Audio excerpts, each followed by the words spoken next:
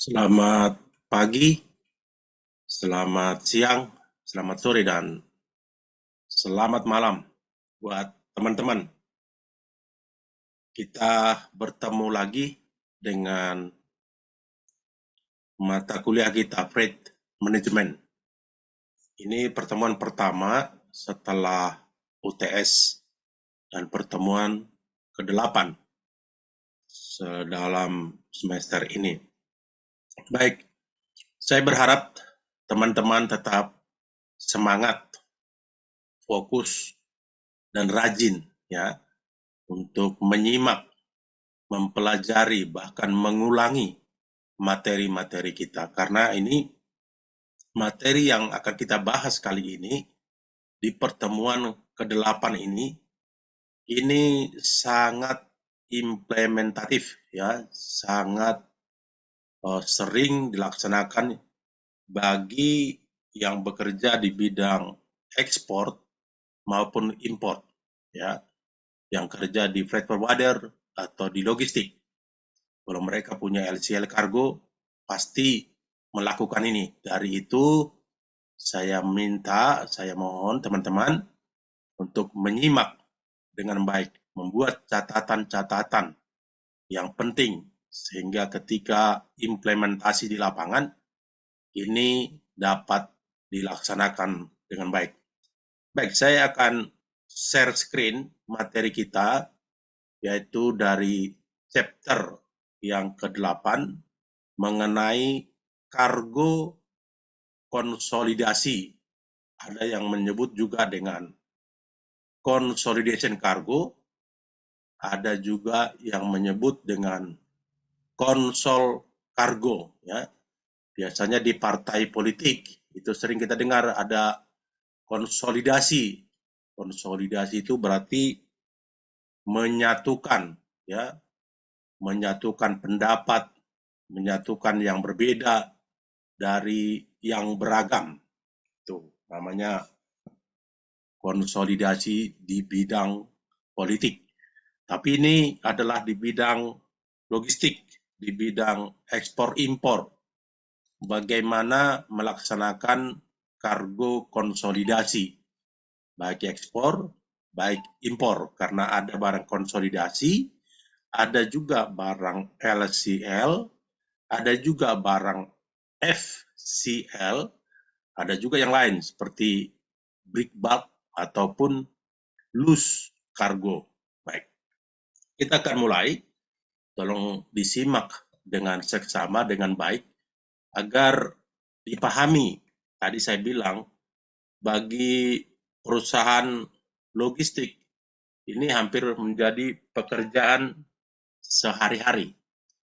Yang pertama, apa sih pengertian dari consolidation, konsol ya? Apa sih pengertiannya? Pengertiannya di sini disebutkan adalah proses pengumpulan beberapa kiriman barang dari beberapa shipper, dari beberapa pabrik, dari beberapa eksportir, ya, dan untuk beberapa konsaini atau beberapa customer, beberapa pembeli. Biasanya kalau shipper itu taruhlah di Indonesia. Kalau ekspor berarti konsaini itu di luar negeri, ya, di pembeli di luar negeri. Contohnya bisa di Hamburg, Jerman, bisa di Toronto, Kanada, seperti itu. Yang dikemas, ya, yang dikemas dalam satu satuan unit yang dilakukan oleh pihak ketiga. Dan biasanya pihak ketiga itu pihak freight forwarder, ya, pihak freight forwarder. Itu biasanya pihak ketiganya. Pihak freight forwarder yang diberikan izin untuk melakukan konsolidasi, ya, karena ada izin dari Departemen Perdagangan dan tentu izin juga dari kantor Bea Cukai, ya, Bea Cukai. Nah, Di sini ada contohnya di sini ya, ada contohnya di sini. Ini lihat ini ya, ada beberapa truk, anggap aja nih beberapa pabrik ya, truknya si A, truknya si B, perusahaan si C, perusahaan si D ya. Ini small shipment ya, small berarti kan dia sedikit-sedikit volumenya ya. Volumenya sedikit, tidak begitu banyak. Nanti volume di sini 5 kubik, di sini bisa 2 kubik, di sini 0,sekian kubik, di sini sekian kubik. Pokoknya biasanya itu dari beberapa pabrik dikirim biasanya, dikirim di sini ada ditulis large economical shipment out ya. Biasanya dimasukkan dalam satu kontainer ya, ini contohnya kontainer ini ya, dimasukkan satu kontainer ini. Ini mungkin kargonya si A, ini kargonya si B, ini kargonya si C, ini mungkin kargonya si D, gitu. Itu namanya konsolidasi, konsol kargo. Dari beberapa pabrik, dari beberapa shipper, dari beberapa eksportir. Bisa, satu tidak bisa. Kalau satu bukan konsol namanya, ya itu sama dengan FCL. Tapi kalau lebih dari satu bisa, ya dua juga cukup bisa. Kadang-kadang ada dua, karena sister company ya ada 3, ada 4, bahkan bisa ada 10, tergantung berapa besar volume dari barang tersebut. Nah, setelah nanti dikirim ke gudang konsolidasi, ya di konsolidasi tentu di gudang ini sudah ada kontainer, biasanya disiapkan kontainer sebelum kapal berangkat. Nah, nanti semua barang ini dimuat. Nah, barang ini juga nanti di tujuan itu belum tentu untuk satu pembeli, tapi bisa juga satu pembeli, ya. Kalau dia satu pembeli, itu disebut dengan CFS CY. Saya ulang, kalau beberapa shipper, tapi satu pembeli, itu disebut dengan CFS CY. CFS itu artinya Container Freight Station, sementara CY artinya kepanjangannya Container Yard. Jadi kalau CFSCY artinya beberapa shipper, beberapa eksportir mengirimkan ke satu pembeli, satu consignee. Tapi boleh juga beberapa shipper, beberapa eksportir mengirim ke beberapa pembeli ya, tapi sama tujuannya. Umpamanya kalau ke Hamburg, ya ini consignee atau pembeli A, ini di Hamburg juga atau di berdekatan dengan Hamburg. Bisa juga umpamanya dari Hamburg ke Düsseldorf, tapi masih berdekatan. Yang B ini juga sama-sama di Jerman lah gitu. Jadi berdekatan. Itu namanya CFS ya. Kalau tadi beberapa shipper, satu pembeli, namanya CFS CY. Tapi kalau beberapa shipper, beberapa pembeli, itu namanya CFS. Sekali lagi, CFS itu singkatan dari Container Freight Station. Sementara CY adalah Container Yard. Ya.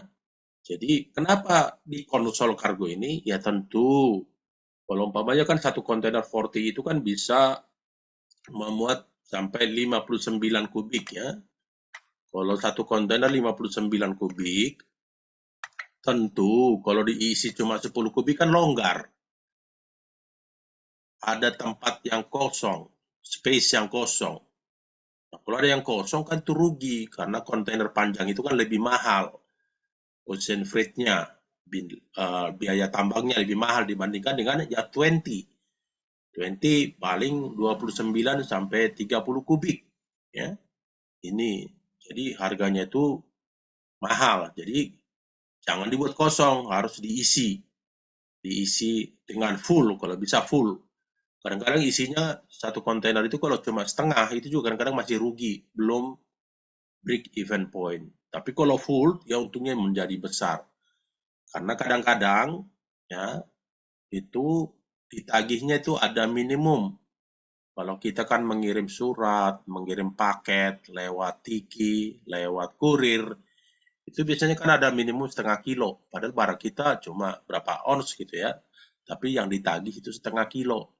Di sini juga konsol begitu, ada yang minimum 3 kubik, barang kita itu cuma 0,1 kubik, tapi ditagih 3 kubik atau 2 kubik minimumnya. Itu yang menjadi keuntungan konsolidasi kargo ini ya. Tapi dari satu origin ke satu destinasi tujuan ya, tujuan. Oke, selanjutnya ini juga contoh dari tadi juga hampir sama ya. Tadi ini dari pabrik A ya, pabrik A. Pabrik A, sebentar ya.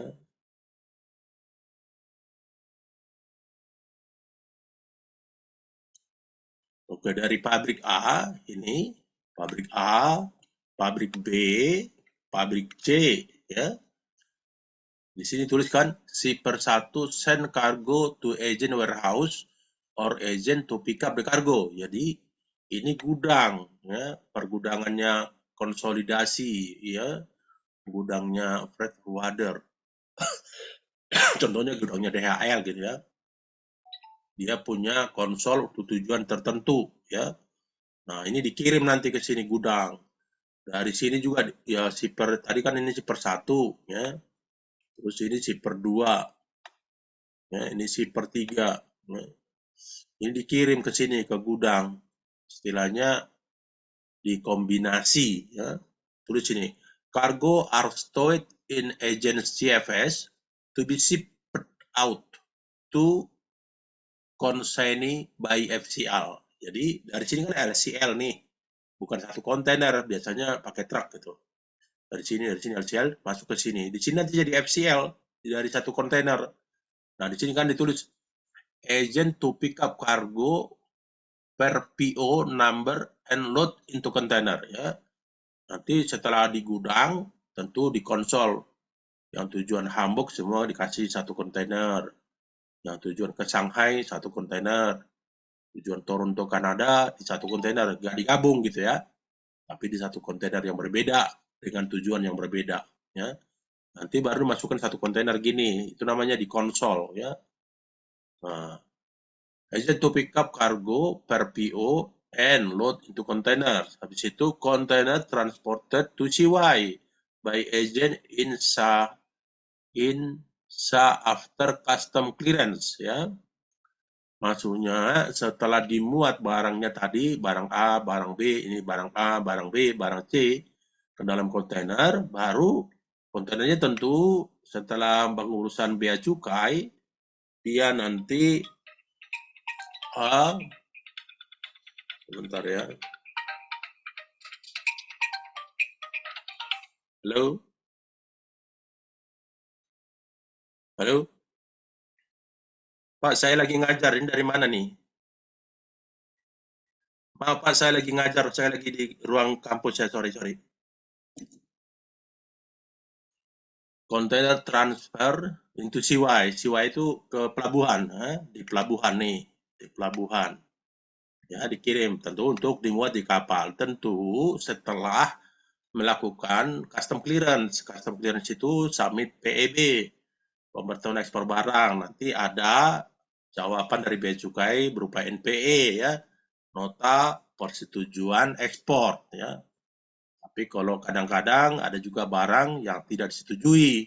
Jadi diperiksa sama bea cukai, umpamanya ternyata kena lartas, larangan terbatas. Apa itu lartas? Contohnya ada barang-barang antik yang dilarang diekspor, ternyata diekspor itu lartas, namanya kena lartas. Nah, setelah sampai di kapal, tentu dia berangkat tadi kalau tujuannya ke Jerman contohnya, nanti ya tentu dimasukkan ke truk, setelah dibongkar di pelabuhan. Baru ditulis ini, container delivered to consignee or to distribution center ya. Setelah turun dari sini, kontainer itu nanti dikirim ke pembeli atau entah pusat distribusinya seperti itu. Ya, biar dipahami nih ya.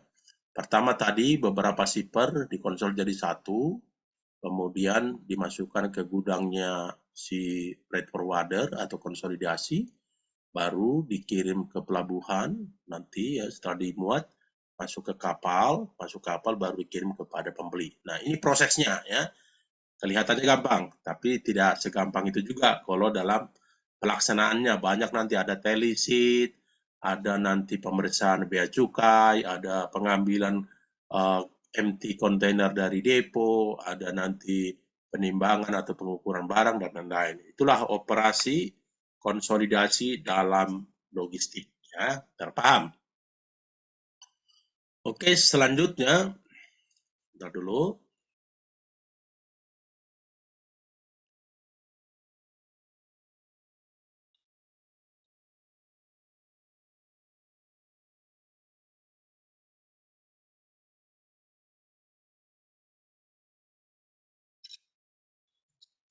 Selanjutnya,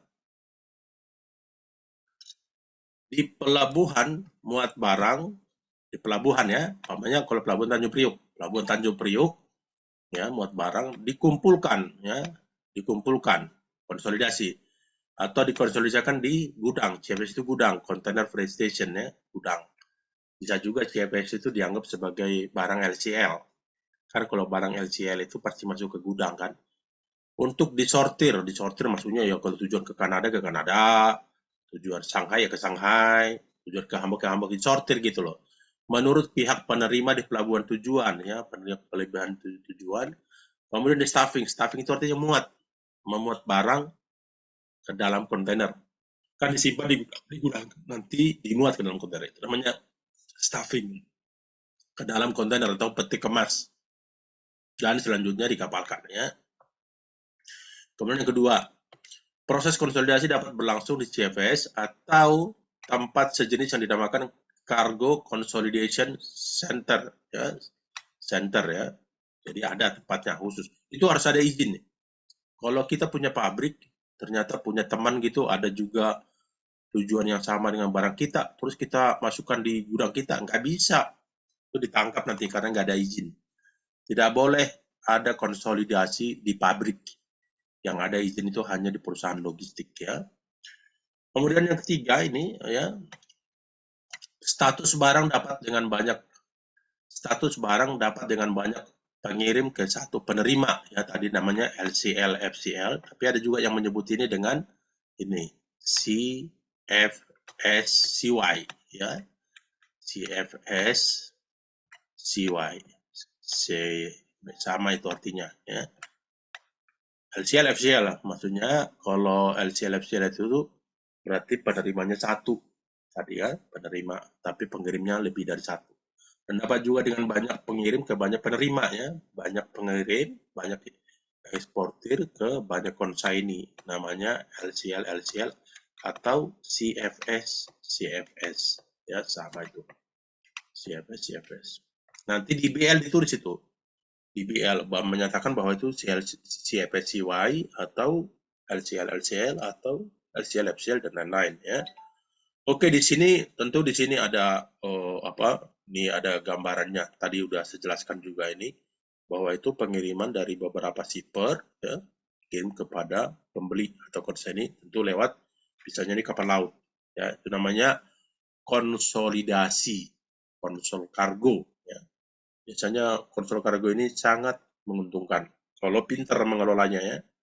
Tapi kadang-kadang juga bisa merugikan kalau nggak tahu. Pokoknya volumenya kurang, nggak mungkin untuk ditinggal kalau kurang, ya, kan nanti customer bisa komplain.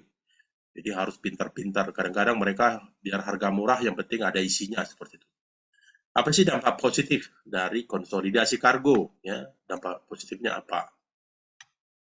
Di sini bagi shipper yaitu mendapatkan tarif yang lebih rendah, ya, karena dia digabung dengan barang lain, ya. Satu kontainer jadi barang LCL semua digabung, itu harganya menjadi lebih rendah dibandingkan dengan hanya barang dia. Jadi LCL itu lebih mahal. Terus bagi shipping lain adalah tidak perlu menangani barang LCL. Ya, jarang sih, nggak ada, mana ada pelayaran menangani LCL. Itu ditangani oleh freight forwarder, ya. Jadi kita hanya memesan kontainer dan space di kapal dari pelayaran, contohnya NYK, Evergreen, OOCL, Soyang dan lain-lain. Setelah itu baru kita bisa ini. Oke, kemudian bagi forwarder mendapatkan selisih freight dari jasa konsolidasi, ya. Apa sih namanya selisih freight? Kan kita kan beli dari pelayaran, umpamanya contohnya kita beli dari Evergreen dari Jakarta ke Hamburg itu mungkin harganya, umpamanya yang kontainer pendek ya, itu bisa US dollarnya bisa taruhlah 2000 US dollar ya, 2000. Nah, nanti 2000 kan kita bayar ke pelayaran Evergreen. Tapi nanti kita akan tagihkan yang 2000 itu, yaitu ke masing-masing shipper ini. Ke sini berapa, ke sini berapa, ke sini. Kalau ada 10, ada 15 kan, masing-masing kita tagih. Tentu setelah kita tagih, harganya kan lebih tinggi jadinya. Bisa jadi 3000 totalnya, kan karena beberapa shipper. Jadi keuntungannya lebih gede, jadi 1000 US dollar. Jadi kita mendapatkan selisih freight. Bukan hanya selisih freight, kita juga tagih seperti GFS charge, dokumen fee, administration charge, dan lain-lain ya untuk kargo konsolidasi. Dampak negatif dari konsolidasi ya, ketika forwarder masih memiliki banyak empty space yang tadi saya bilang, satu kontainer totalnya barang kan muat dia 59 kubik satu kontainer ya. Ternyata barang yang ada cuma 10 kubik ya, rugi dia. Karena nanti empty space, space-nya kosong. Kalau 10 kubik kan paling terus isi segini aja nih kan, isi segini ya. Yang ini kosong. Waduh, padahal bayar satu kontainer kan bisa 2000 dolar. Nah, itu yang bisa bikin rugi. Kenapa bisa rugi? Mungkin customer-nya nggak ada, mungkin barangnya ke reject, ditolak, nggak jadi ekspor, ditunda. Nah, kemudian akibat dampak negatif tersebut, jika salah dalam mengambil keputusan saat akan melakukan pengiriman maka dapat menimbulkan biaya tambahan ya. Biaya tambahan lah ini. Ini yang kosong itu kan harus kita bayar juga kan, satu kontainer kosong ini ya. Jadi makanya itu disebut dengan dampak negatif ya. Kalau dia full, keren juga. Tapi kadang juga jadi masalah. Ini udah full, totalnya lebihnya cuma 3 kubik, dipasang langsung nggak bisa. Waduh, gimana? Akhirnya mungkin ditarik lagi satu kontainer yang pendek, 120. Nah, ini nggak usah terlalu dibuat full, pokoknya cuma segini yang diisi. Yang ini sama sisanya itu baru dimasukkan kontainer yang pendek ini tadi, 120. Itu strateginya ya, tapi itu juga menjadi kurang besar untungnya karena di sini juga longgar, di sini juga jadinya longgar gitu ya. Oke, perbedaan antara LCL dan konsolidasi. Apa sih bedanya? Tadi kan LCL kan less container load, less berarti kurang ya, sama konsolidasi. Ini biasanya konsolidasi. Kalau yang LCL bagaimana? Nah, itu ya. Konsolidasi LCL dari line ya. Shipping line mengumpulkan paket-paket dari pengirim dan membuat FCL. Ini salah ini. Bukan shipping line, freight forwarder ya. Freight forwarder. Shipping line mana pernah buat konsol. Kecuali dia buka, umpamanya NYK Logistik. NYK tapi punya perusahaan forwarder gitu, OOCL Logistik seperti itu. Jadi salah nih, ini nggak tahu nih. Mengumpulkan paket-paket dari pengirim dan membuat FCL. Yang membuat itu adalah freight forwarder ya. Meskipun pada kontainer banyak muatan serta pengirimnya banyak, namun shipping line akan mengeluarkan bills of lading mereka masing-masing. Ini yang buat ini siapa? Salah ini ya. Bukan shipping line tapi freight forwarder. Yang kalau shipping line hanya mengeluarkan satu BL yang disebut dengan master BL atau ocean BL. Tapi yang di sini ini freight forwarder akan mengeluarkan bill of lading kepada masing-masing kepada pengirim tadi ya. Pengirim tadi kan ada beberapa ya, contohnya yang tadi ini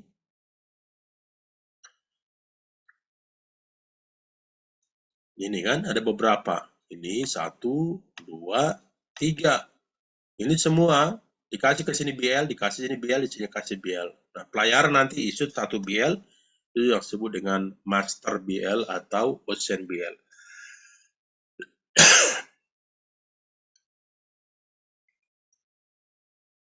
Oke, bill of lading ini akan langsung menjadi bill of lading dan akan mempunyai istilah kontrak yang telah disebutkan ya, sesuai dengan shipping instruction ya. Misalnya CFS Freight Station, ini berarti bahwa tanggung jawab shipping line mulai dari CFS pelabuhan, muatan hingga CFS bongkar. Ini bukan shipping line ya, tapi freight forwarder. Yang mencetak buku ini salah. Saya tahu karena saya 30 tahun di bidang ini. Biaya pengiriman dikenakan oleh shipping line ke pengirim, bukan shipping line, tapi freight forwarder. Pengirim sesuai dengan jumlah kargo. Ya, kalau terima 100, di dalam bill of lading juga ditulis 100 gitu, jadi sesuai. Tidak boleh beda. Kalau dokumen 100, ternyata yang barangnya 110, nanti saat di tujuan, itu nanti masalah. Nggak bisa dirilis sama bea cukai itu custom. Oke, tuh. Kemudian konsolidasi LCL dari konsolidator, ya. Kargo pada LCL, ya, dikirim oleh klien ke gudang untuk di-packing pada kontainer. Aktivitas pengumpulan kargo pada LCL dari berbagai pengirim dan pengepakan dalam kontainer dikenali sebagai tadi konsolidasi. Beberapa shipper, itu namanya konsolidasi. Kalau satu shipper itu bukan konsolidasi, namanya FCL. Untuk konsolidasi kargo, konsolidator mengeluarkan bill of lading kepada pengirim dan master bill of lading dari shipping line sampai kontainer yang dipesan dengan FCL akan ditunjukkan kepada mereka sebagai pengirim pada bill of lading. Ya, tadi ada master dikeluarkan oleh pelayaran, ada house, tulisannya house itu rumah, house itu dikeluarkan oleh freight forwarder atau perusahaan logistik, ya. Tergantung pada kontrak dengan pelanggan mereka. House bill of lading kemungkinan disebut juga dengan CFS atau door to door, ya. Itu disebut dengan term of shipment, ya. Ada door to door, ada yang DGU, DDP, DAP, dan macam-macam. Konsolidator bertanggung jawab dan persyaratan pengiriman bergantung pada istilah, ya. Iya, nanti lihat istilah-istilahnya, ada yang prepaid, ada CFS, ada CIF, ada FOB. Itu perlu diketahui maknanya sehingga kita tidak salah. Kalau free on board, siapa yang bertanggung jawab? Kalau free on board, umpamanya free FOB Jakarta, berarti si pabrik bertanggung jawab mengirim barang sampai ke atas kapal yang di Tanjung Priuk. Tapi dari Tanjung Priuk sampai ke destinasi, ke tujuan, sampai kepada pembeli, itu menjadi tanggung jawab dari customer atau pembelinya. Itu. Oke, biaya pengiriman dikenakan oleh konsolidator kepada pengirim dan jumlah kargo terima sesuai dengan jumlah kargo yang diterima. Ya. Penyedia dan pengguna jasa konsolidasi. Kebiasaannya yang menjadi penyedia jasa konsolidasi adalah freight forwarder sendiri, kan? Iya kan? Tadi saya bilang. Freight forwarding yang merupakan anak perusahaan pelayar. Enggak selalu. Ada, iya. Tapi enggak selalu, bahkan sekarang ini jarang. Di Indonesia yang saya tahu yang punya logistik itu, punya provider hanya OOCL dan dulu NYK. Sekarang NYK sudah merger dengan Mitsui dan Kilain. Saya nggak tahu masih ada nggak NYK logistik seperti itu, ya. Ulang ini. Pengguna jasa dikelompokkan berdasarkan komoditi, misalnya menggunakan jasa konsultan seperti pedagang, pabrik, dan pengrajin.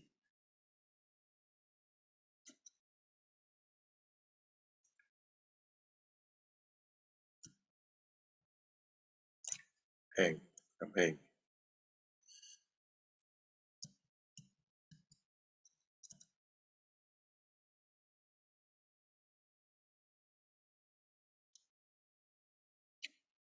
Tadi hang,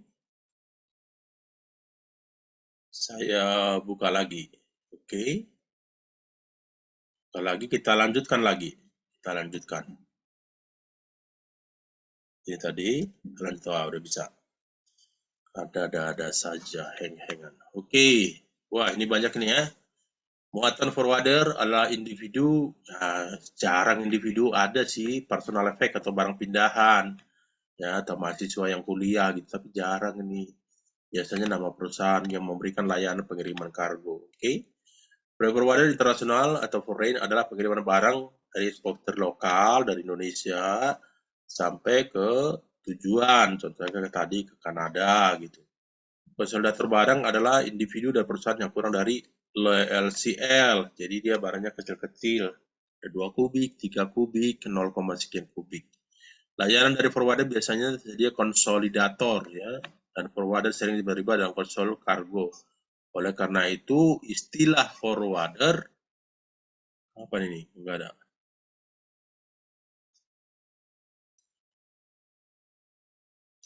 Lanjut aja, ya. Elemen dari teli itu bukti penerimaan barang, mengukur gitu ya.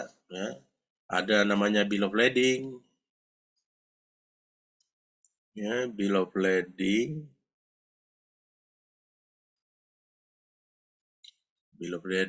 ada juga seaway bill, ada consignor, ada tanda dari pengirim, jumlah barang, berapa package, berapa kuantitinya, berapa pieces, tipenya, apa maksudnya, apakah karton, packingnya, apakah kerat, dan lain-lain. Itu kemasan ya. Posisi barang dalam palka, ya, di kapal itu disusun di palka berapa gitu. Lokasi penumpukan yang direncanakan termasuk forklift ya. Itu untuk mengangkat, menurunkan barang menggunakan forklift. Adapun pola pada dasar pengangkutan barang oleh konsolidator, saya minum dulu.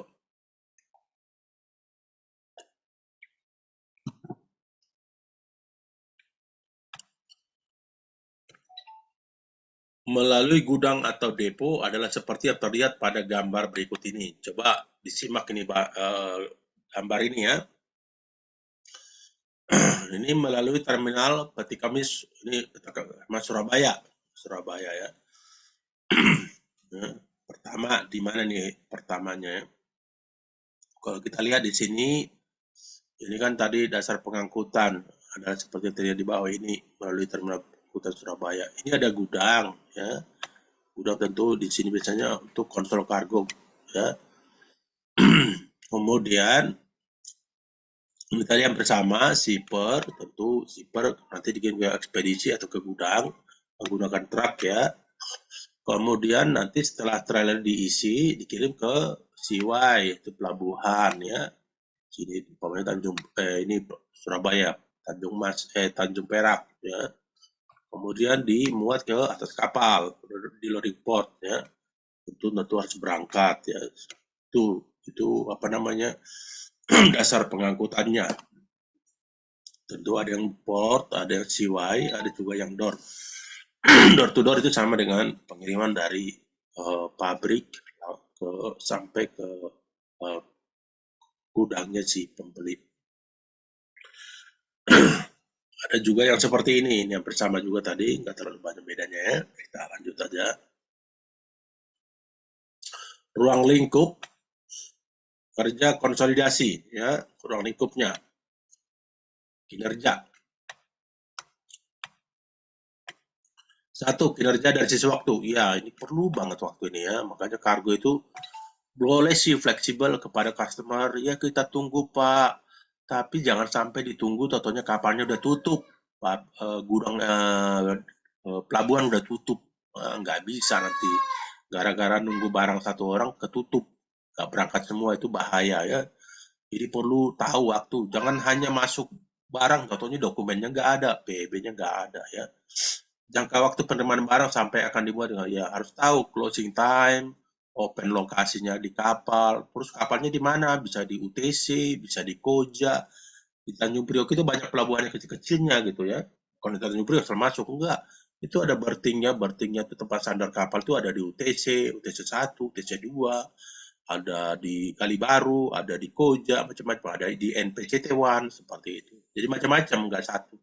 Jadi kita tahu di mana itu. Biasanya dari DO delivery order. Itu mengambil kontainer, situ ditulis di mana lokasi. Jangan sampai salah masuk juga. Walaupun kalau masuk biasanya ditolak juga sih di gate, di pintu ya. Yang kedua, jangka waktu penerimaan barang sampai akan dimuat kapal. Oke, kedua, kinerja dari sisi biaya ya, biaya atau cost. Biaya depo gudang tempat konsolidasi ya. Kan kita kontainer itu kan harus diambil dari depo. Nah, itu bayar itu. Ada namanya biaya lift on dan lift off. Lolo. Lift on itu ketika memuat kontainer ke atas trailer. Lift off itu ketika menurunkan kontainer dari atas trailer ya, itu namanya. Biaya depo, ada biaya operator, ada biaya administrasi dan lain-lain. Tentu ketika ngambil ke depo juga itu menggunakan trucking atau trailer. Itu bayar juga kan seperti itu. Kemudian biaya pelabuhan, penumpukan, biaya penanganan muatan ya. Di pelabuhan juga ada kan biaya pelabuhan. Ada terminal handling charge, ada biaya penumpukan, biaya storage-nya ada, biaya lift on dan lift off kan di pelabuhan juga kan diturunkan juga kan. Kontainer itu kan diangkat lagi, dinaikkan ke atas kapal. Cara kerja konsolidasi ya, ini cara kerjanya. Pelanggan tempat pesan kecil yang beberapa produsen di wilayah yang sama ya. Jadi kalau ekspor konsolidasi dari Jakarta ya biasanya barangnya datang dari sekitar Jakarta, DKI, Jabodetabek atau dari Bandung. Nanti di konsol umpamanya di Cakung, ya kami dulu gudangnya itu di MKT yang di Marunda. Ya kita konsol. Kadang-kadang barangnya Adidas juga, kadang kita konsol.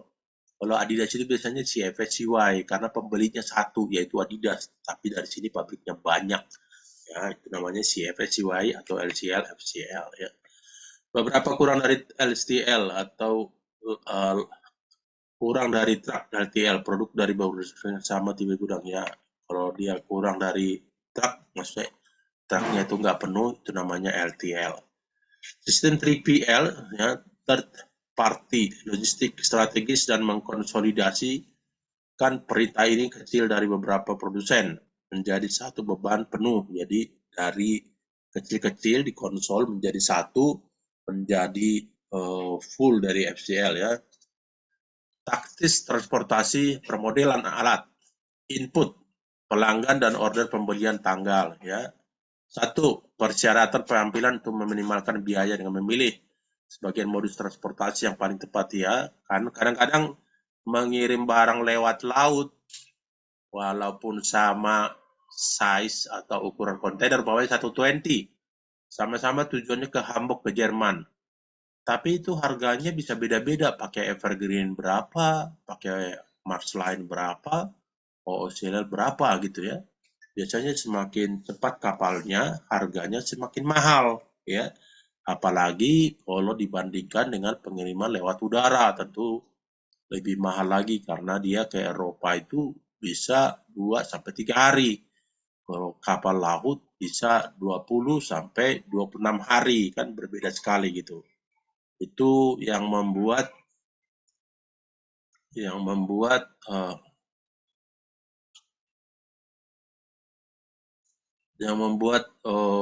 perbedaan harga ya.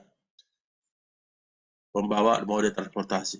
Optimalkan rute yang tercepat ya. Ya, biasanya rute yang cepat juga itu membuat harga lebih tinggi. Contohnya kalau pengiriman barang ke New York itu ada 2 rute. Rute yang disebut dengan West Coast dan East Coast. West Coast itu lewat Long Beach, Los Angeles. Itu nanti membelah benua Amerika sampai ke New York. Itu lebih cepat. 25 hari, 26 hari udah nyampe. Tapi ada namanya East Coast lewat pantai timur, itu lewat Tanjung Pengharapan, seperti mengelilingi benua Amerika, itu bisa nyampe 33 hari. Itu lebih murah ya, tapi lebih lama seperti itu. Nah, kita bagaimana itu menentukan mau East Coast, mau West Coast seperti itu. Itu tergantung kepada pembeli. Pilihnya apa? Kita hanya saja karena harganya itu berbeda ya, harganya berbeda dan juga waktu tempuhnya juga berbeda ya. Berbeda waktu tempuhnya. Tentu biasanya di mana-mana makin cepat dia makin mahal, makin lambat dia makin murah harganya. Nah, tergantung urgensinya barang. Apakah urgent apa enggak? Kalau enggak urgent ngapain enggak pakai yang harus cepat? Pakai yang lebih lambat aja, yang penting sampai dan lebih biaya lebih murah ya. 4. Pelanggan menerima produk pesanan dari berbagai manufaktur satu transaksi. Jika beban ukuran meningkat, biaya transportasi bersama antar manufaktur. Iya, kalau umpamanya diisi dalam satu kontainer tadi, cuma satu pabrik atau dua pabrik itu, dua eksportir, terus volumenya kan dikit gitu, nah kontainer kan kosong. Itu kan berarti kan biayanya kan ditanggung oleh 2 orang. Itu kan jadi mahal. Tapi kalau dalam satu kontainer ada 10 shipper, 10 eksportir, 10 penjual, nah itu kan dibebankan nanti ke masing-masing, ke 10 orang itu, ke 10 factory.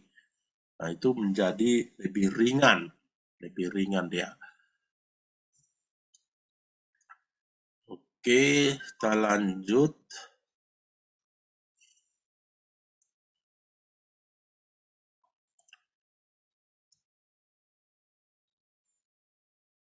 Kemudian manfaat konsolidasi. Apa sih manfaat konsolidasi? Lebih rendah biaya pengiriman. Ya, tadi saya dijelaskan, lebih rendah kenapa? Karena gabung dengan orang lain. Barang kita cuma sedikit, cuma 2 kubik, tapi bisa kirim ke Hamburg karena digabung dengan barang orang lain.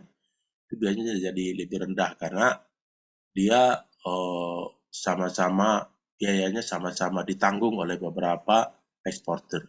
Lebih efisien transportasi ya. Kalau konsolidasi itu kan kita ke Jerman langsung ke Jerman gitu. Tapi kalau LCL itu kadang-kadang masih di Singapura. Dari Singapura ditunggu barang dari ASEAN yang lain, negara ASEAN, baru dikonsol. Nah itu lebih lama. Modal investasi diperlukan untuk mengurangi resiko. Ya, apanya dengan mengadakan asuransi ya, general insurance.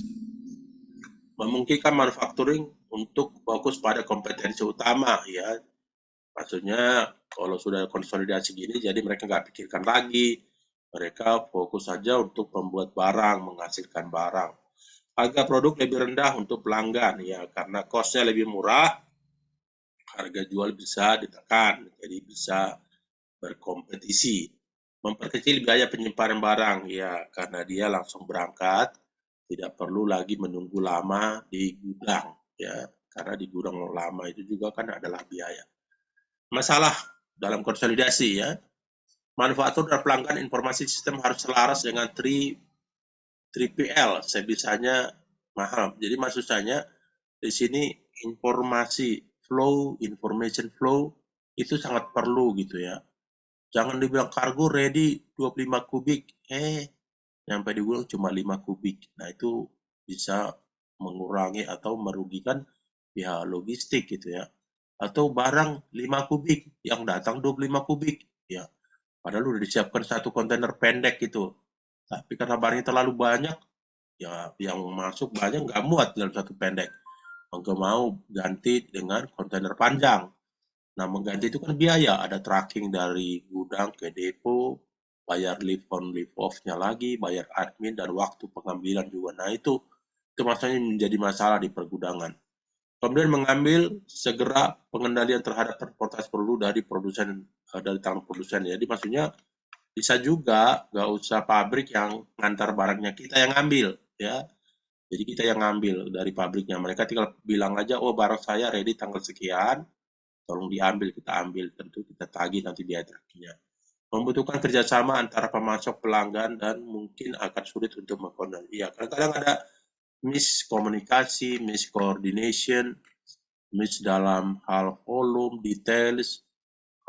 Kalau harga sih mungkin enggak, tapi dari volume, dari beratnya. Kadang-kadang ada barang yang terlalu berat sehingga kontainer tidak bisa dibuat full. Kalau dibuat full nanti jebol ya. Oke, itu mengenai konsolidasi barang ya. Kalau ada pertanyaan silakan ditanya. Jadi ini cukup menarik. Kenapa? Karena mengerjakan konsolidasi itu ada negatifnya dan ada positifnya. Biasanya butuh waktu yang lama sehingga orang sudah mengenal bahwa kita umpamanya menjadi pemimpin untuk konsolidasi daerah Eropa, daerah Jepang, ke daerah Asia, apalagi dari China banyak sekali sekarang konsolidasi import ya. Dan itu sangat menguntungkan karena tadi kenapa? Ditagih minimum umpamanya 3 kubik. Barang kita cuma 0,01 kubik, tetap aja ditagih 3 kubik. Barang orang lain cuma 0,2 kubik ditagih 3 kubik. Kan itu kan jadi profit yang besar gitu ya. Tapi tadi negatifnya kadang-kadang dibilang 10 kubik, yang datang cuma 2 kubik. Dibilang masuk barang hari Rabu sampai Jumat nggak masuk-masuk, ternyata di reject. Nah, itu yang menjadi salah. Tapi secara umum, konsolidasi itu hanya bisa dilakukan perusahaan konsolidasi, tidak bisa dilakukan oleh pabrik. Ya. Pelayaran juga tidak bisa, kecuali pelayarannya mempunyai logistik sendiri. Baik, kalau tidak ada pertanyaan, sampai di sini pertemuan kita. Semoga teman-teman sehat selalu dan tetap semangat. Terima kasih.